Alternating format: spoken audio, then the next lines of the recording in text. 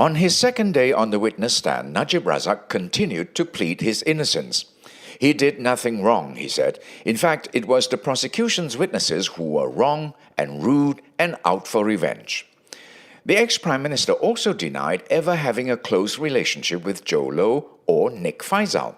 As for the billions that ended up in his personal bank account, he asserted it was nothing more than donations from the Saudi royal family, and he had given it all back, most of it anyway, because the massive amount had made him uncomfortable.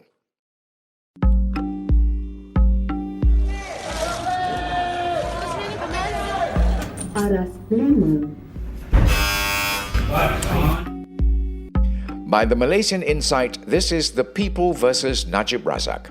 Follow us into the courtroom where it all happens. I'm Patrick Teo. The court complex was relatively quiet as Najib walked in this morning. Gone was the crowd of supporters who came to cheer him on yesterday when he took the witness stand for the first time.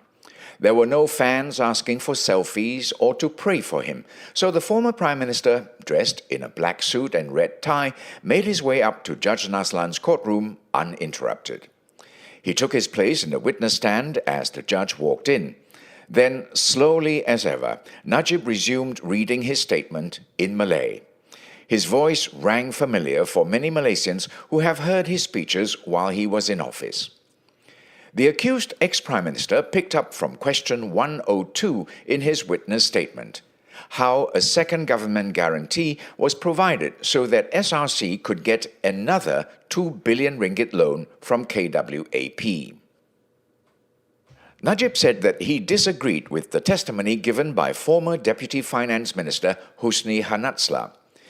You might remember Husni. He was the prosecution's 56th witness and a man with a bone to pick with the former PM. Angrily, he had told the court that Najib had blocked him out of matters concerning SRC and 1MDB because he had raised concerns.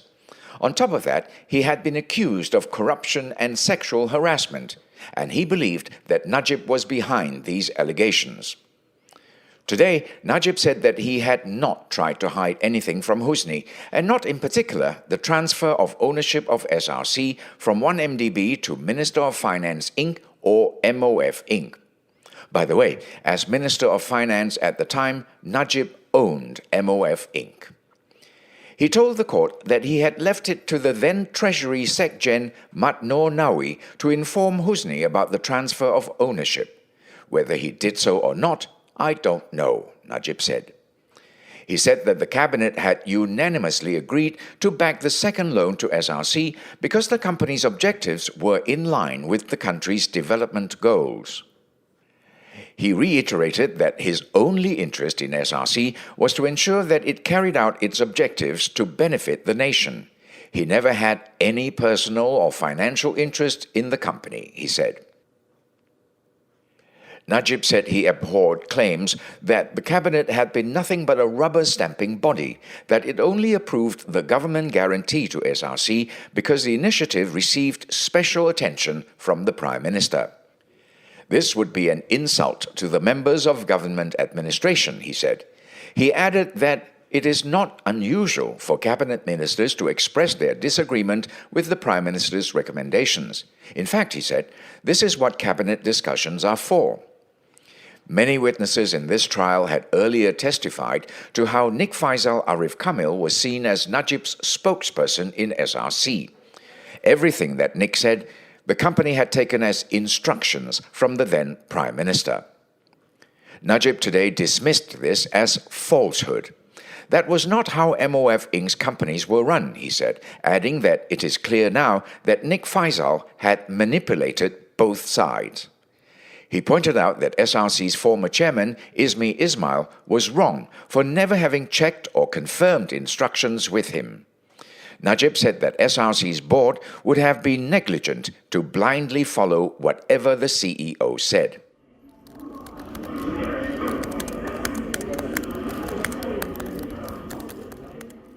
The former PM said he had no idea that Ihsan Perdana had been appointed as SRC's corporate social responsibility partner, or that 250 million ringgit had been allocated to run the CSR activities. He was also completely in the dark about the 123 million ringgit that was transferred out of SRC into Ihsan, he said. Besides, he never instructed Nik Faisal to move any money. In any case, these matters were not within the scope of work for the Prime Minister, Finance Minister, or Advisor Emeritus, he said, all of which were, of course, positions Najib had held. The prosecution's case is that the 123 million ringgit from SRC's account, which is part of the 4 billion ringgit loan from KWAP, was moved into SRC's subsidiary Gandingan Mentari, and from there into Ihsan Perdana. 42 million ringgit from Ihsan then ended up in Najib's private and bank accounts. Today, Najib said that he only found out about Gandingan Mentari when the issue about the 42 million ringgit was reported in the news. Addressing Husni's complaints that he had felt like a mere office boy despite being the Deputy Finance Minister, Najib said that it was comedic. If Husni had thought that SRC needed some attention during this time, the former PM continued, then he had failed to carry out the duties expected of his office by simply following instructions and not speaking up. Najib said he believed that Husni's testimony was nothing more than an act of revenge intended to make him look bad.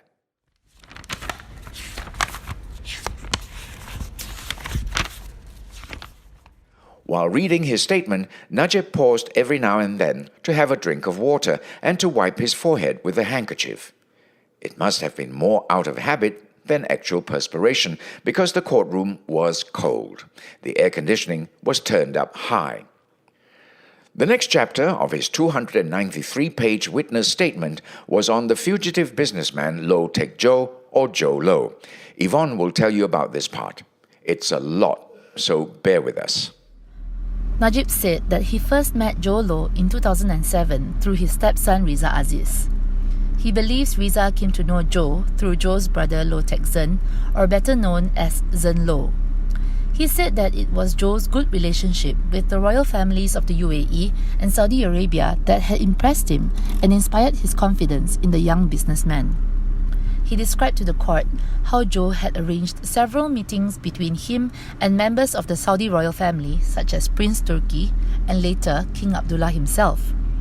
Joe had told Najib that King Abdullah was very impressed with Malaysia's ability to practice moderation and its fair treatment of both Muslims and non-Muslims in the country. During his official visit to Saudi Arabia in January 2010, King Abdullah had bestowed on Najib what the former PM described as the highest gift from the country to a civilian. The award was the King Abdulaziz Order of Merit, First Class. This award has also been given to President Barack Obama and President Vladimir Putin. Najib said that King Abdullah had personally told him he would support efforts to forge closer ties between Malaysia and Saudi Arabia for the purpose of eradicating terrorism. Then sometime in mid-2010, he said, Joe told him that King Abdullah wanted to show that support in the form of a personal donation. Najib said he did not know the exact amount of that donation or when it would be transferred. He only knew that it would be handled by King Abdullah's son. Between 2011 and 2014, Najib said, he received a large amount of money which he believed were the promised donations from King Abdullah.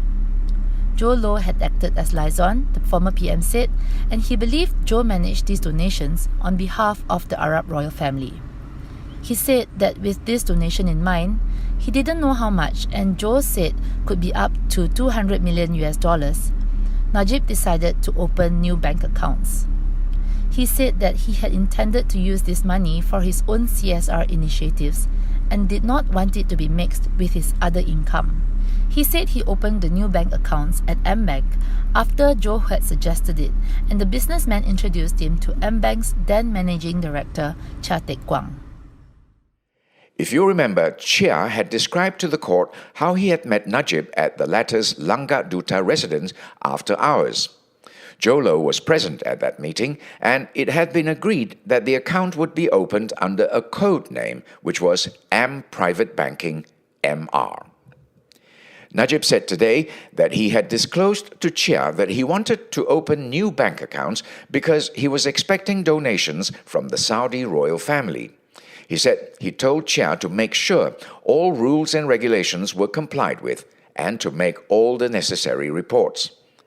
He said that sometime later, in a conversation with then Bank Negara Governor Zeti Aziz, the central banker had indicated that she was well aware of the incoming funds. Najib said that he was relieved to know this. Najib said that he never authorized Joe Low to handle his AmBank account ending with 694. He also denied knowing that relationship managers Joanna Yu, Daniel Lee, and Crystal Yap were appointed to manage the accounts. He said that he had left it to his former aide, the late Azlin Alias, and had directed Azlin to liaise with Joe to confirm when the donation would be transferred. He said he was later informed that Azlin had delegated this task to Nick Faisal. The former PM said that he needed someone else to manage his bank accounts because he simply did not have time. He had so many responsibilities as Prime Minister, Finance Minister, UMNO President, Barisan Nasional Chairman, and Member of Parliament for Pekan. He just could not afford the time to manage and monitor his bank accounts, he said. With that, the court broke for lunch.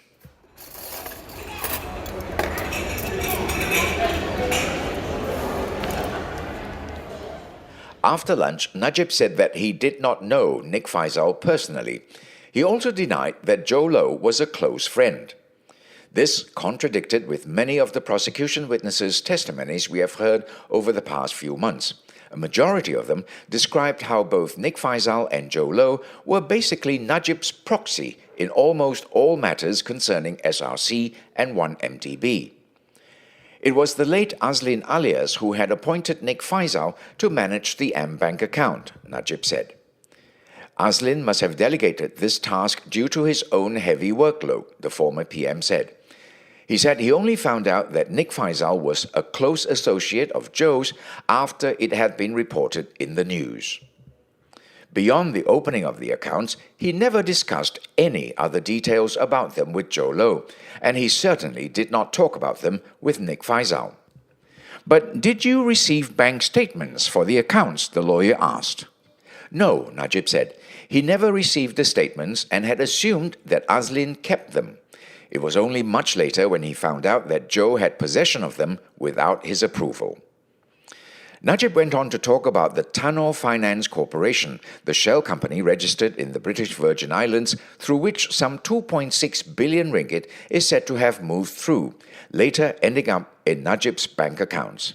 Yvonne will tell you what he said. While reading this portion of his statement, the former PM seemed to struggle to pronounce the word Tanor, saying it as Tanore at first and had to be corrected by his lawyer.